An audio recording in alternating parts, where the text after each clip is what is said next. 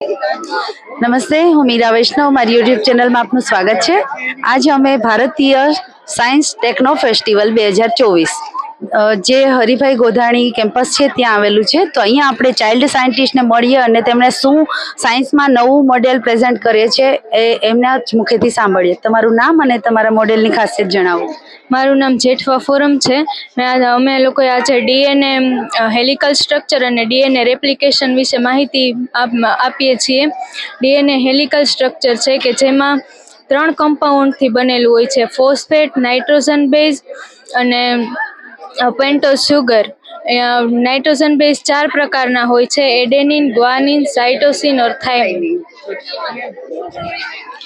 મારું નામ અંકોલા ક્રિષ્ના છે।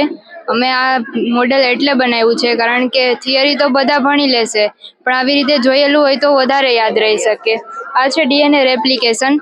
એમાં 5 પ્રાઇમ ટુ 3 પ્રાઇમ અને 3 prime two 5 prime top two bottom strand and bottom two top strand એવી રીતે પ્રેઝન્ટ થાય।